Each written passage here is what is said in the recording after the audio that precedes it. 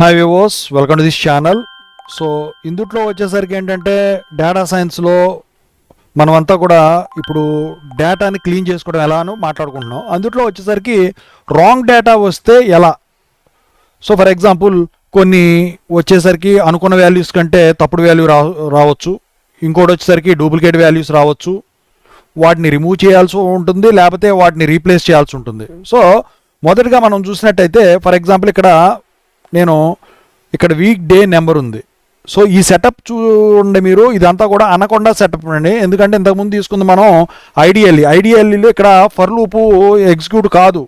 ఈ ఐడిఎల్ఈలో ఈ for loops execute కాదు. అందుకని చెప్పేసి దీని బదులు అనకొండ సెటప్ ఇన్స్టాల్ చేసుకున్నా.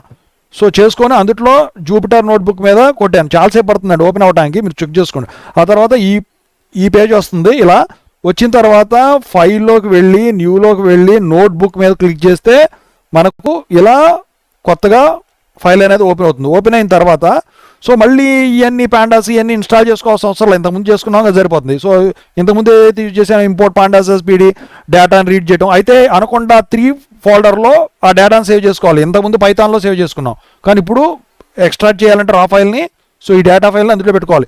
ఐడిఎల్ఈలో వచ్చినప్పుడు డాట్ కొడితే తర్వాత ఆట్రిబ్యూట్ రాదండి ఇక్కడ ఆటోమేటిక్గా. అందులో కొట్టుకొని చూసుకుని ఏ ఆట్రిబ్యూట్ యూజ్ చేస్తారో చూసి దీంట్లో పెట్టుకోవడం. ఆ తర్వాత ప్రింట్ చేసుకున్నాను, సేమ్ ప్రాసెస్. అయితే ముందు మనం గమనించినట్టయితే వీక్ డే నెంబర్ అనేది 1 to 7 ఉంటుంది. సండే మండే ఇలా ఉంటాయి కదా, 1 2 3 4 7 వరకే ఉంటుంది. కానీ ఇక్కడ కొన్ని రోస్ చూసినట్టయితే ఇక్కడ 70 వచ్చింది, ఇక్కడ 30 వచ్చింది, ఇక్కడ 30 వచ్చింది. సో అయితే 7 కంటే నాకు ఎక్కువ రాకూడదు ఏదైనా కానీ. For that one what I will be doing is I will be using the for loop for replacing the values or removing the values. So నేను ఫస్ట్ రీప్లేసింగ్ చూస్తా. For that one for X in data.index. So double quote, press enter. If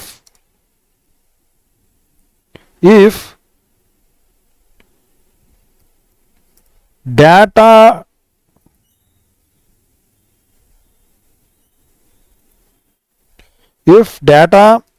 dot loc attribute ఉంటుందండి, అది తీసుకోవాలి. Square bracket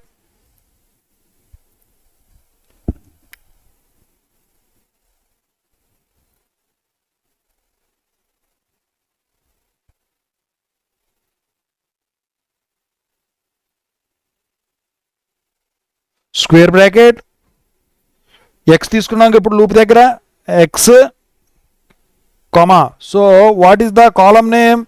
week day. So double quote week day.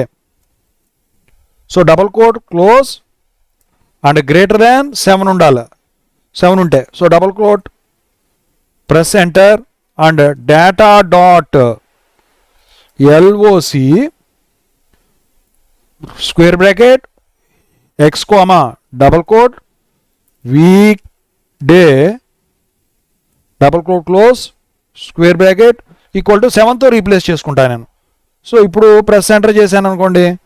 So now if I print the data, see here the comparison. So ఇక్కడ 70 ఏదైతే ఉందో అది వచ్చేసరికి 7తో, 30 ఏదైతే ఉందో అది కూడా 7తో రీప్లేస్ అయ్యింది. So that is how you replace with the required values. కాదు, నాకు కంప్లీట్గా రిమూవ్ చేయాలి. రిమూవ్ చేయాలంటే ఏం చేయాలి? అప్పుడు నేను మళ్ళీ ఇదే డేటాని తీసుకుంటాను, మళ్ళీ డేటాను లాగి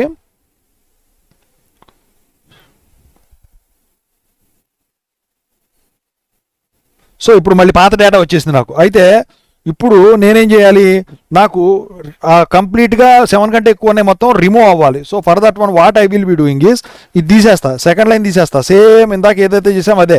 కాకపోతే ఇక్కడ LOC data dot LOC attribute ప్లేస్లో వచ్చేసరికి మనకు డ్రాప్ అన్న ఆట్రిబ్యూట్ ఉంటుంది. సో దాన్ని తీసుకొని X comma in place equal to true అని వాళ్ళు. In place equal to true ఎందుకంటే కొత్త డేటా ఫ్రేమ్లో కాకుండా ఒరిజినల్ డేటా ఫ్రేమ్ ఆబ్జెక్ట్లోనే సేవ్ చేస్తుంది.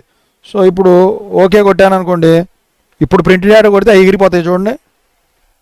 సో చూసారా 1 2 3 70 కానీ 30 కానీ ఎక్కడన్నా ఉన్నాయా, లేవు, కంప్లీట్గా రిమూవ్ చేసేసాం. అయితే ఇప్పుడు నాకు ఇందుట్లో డూప్లికేట్ రోస్ ఉన్నాయో చూసుకోవాలి. సో ఆ డూప్లికేట్ రోస్ని రిమూవ్ చేయాలి. సో రిమూవ్ చేయాలంటే ఫర్ ఎగ్జాంపుల్ ఇక్కడే డూప్లికేట్ రోస్ అనేవి లేవు అనుకోండి. ఫర్ ఎగ్జాంపుల్ చూడండి, ప్రింట్ డేటా డాట్ డూప్లికేటెడ్ అని ఇచ్చాను అనుకోండి, డూప్లికేటెడ్ అని ఇచ్చాను అనుకోండి. సో ఎగ్జిక్యూట్ చేశాను అనుకోండి. సో ఎక్కడా కూడా డూప్లికేట్ రోస్ లేవు, కానీ నాకు ఇప్పుడు డూప్లికేట్ రోస్ తెచ్చుకుంటా నేను. సో తెచ్చుకొని సో ఫర్ ఎగ్జాంపుల్ పాత డేటానే మళ్ళీ తెచ్చుకుంటా. ఫాల్స్ అనే వచ్చింది కదా ఇక్కడ మీకు. సో ఫాల్స్ అని వచ్చింది, data type boolean. So false అని వచ్చిందంటే డూప్లికేట్ రోస్ ఇవ్వని. సో ఇక్కడ మళ్ళీ పాత డేటాని తీసుకుంటా నేను. తీసుకొని సో ప్రింట్ డేటా, సో పాత డేటా వచ్చింది కదా.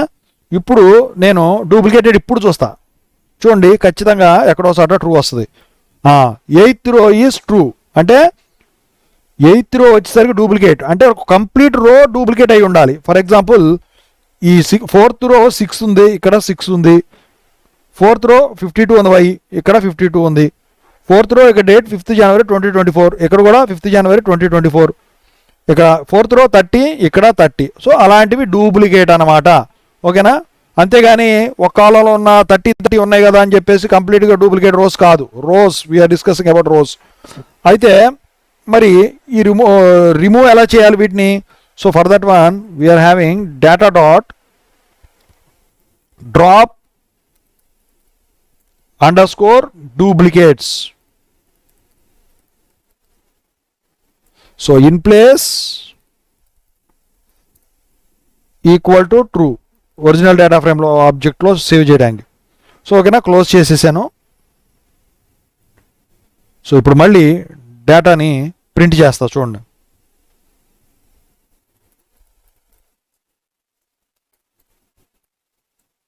So if I print the data, so చూసారా 7 ఉన్నాయి, మొత్తం 8 ఉన్నాయి, ఇంతకుముందు 9 ఉన్నాయి.